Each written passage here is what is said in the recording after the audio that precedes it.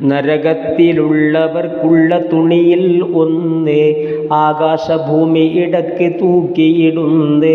അതിനുള്ള ദുർഗന്ധം ശ്വസിച്ചാൽ പിന്നെ ഭൂലോകവാസികൾ തുലയുമെന്നാ പൊന്നേ. ജിബ്രീൽ നബിയോട് ഇപ്രകാരം വിശദമായി വിവരിച്ചതായി കാണാം മശാരിഖിൽ വ്യക്തമായി. ഈ ജബലിൽ ഒരു മുഴം സിൽസിലത്ത് അതിൽ നിന്ന് വെച്ചാൽ അതേഴാം ഭൂമി വരെ ഉരുകുന്നേ. സുഹൃത്തുക്കളെ, നബി മുസ്തഫ പറയുന്നേ, നരകത്തിലേറ്റം ശിക്ഷ താണവനന്ന്. കൊടുക്കുന്നതാ തീയാല രണ്ട് ചെരിപ്പുകൾ, ധരിച്ചാലുടൻ പതക്കുന്നതാ തലച്ചോറുകൾ. ഉരുളിക്കകം ചൂടേറ്റതായി തിളക്കുന്ന എണ്ണയ്ക്ക് സാമ്യം എന്ന് തോന്നുമതെന്നാ. അതുമാത്രമല്ല, അവനുള്ള ചെവികൾ രണ്ടും തീക്കട്ടയായി മറിയുന്നതാണണ പല്ലും. കൂടാതെ ചുണ്ടുകൾ രണ്ടും അപ്പോൾ തന്നെ ജ്വലിക്കുന്നതാ തീയാൽ. അതെല്ലാം പൊന്നേ.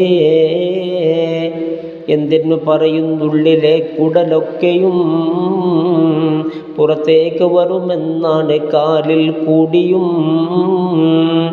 നരകത്തിൽ ഇന്നേറ്റം ഭയങ്കര ശിക്ഷയും അവനുള്ളതായെന്നാണ് ഭാവന തന്നെയും. തമ്പീഹിലുണ്ടിത് നോക്കിയാൽ കാണുന്നതാ, അത് ബാബു സിഫത്തിനാറതിൽ വിവരിച്ചതാ.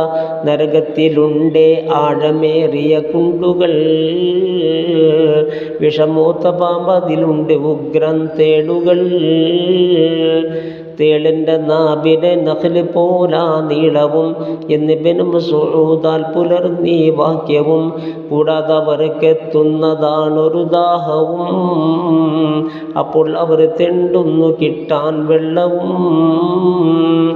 വർഷം 1000 തെണ്ടിയാലൊരു മേഘവും വെളിവാകുമപ്പോൾ വരും അവർക്കതിൽ മോഹവും. സുബ്ഹാന റബ്ബി ചൊരിയുമേ അതിൽ നിന്ന്, തേളിൻ്റെ കൂട്ടം കുതിര പോലിരിക്കുന്നേ. വർഷം 1000 എത്തിയെന്നാൽ തന്നെ അത് കുത്തിയാൽ മാറാത്ത വേദന പൊന്നേ. വീണ്ടും അവർ മഴ കിട്ടുവാൻ മോഹിക്കുമേ, അപ്പോൾ കറുത്തൊരു മേഘവും വെളിവാകുമേ.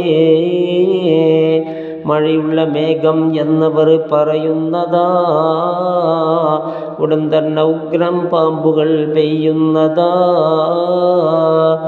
അത് കാഴ്ചയിൽ ഇബിലിൻ്റെ പിടലികൾ പോലെയാ, കടിച്ചാലവസ്ഥയും മേൽപ്പറഞ്ഞതു തന്നെയാ.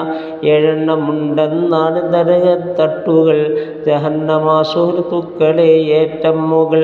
അത് മുഅ്മിനീങ്ങളിൽ നിന്ന് ദോഷികൾക്കുള്ളതാ, അതിൽ നിന്നവർ പോയാൽ അതൊഴിവാകുന്നതാ.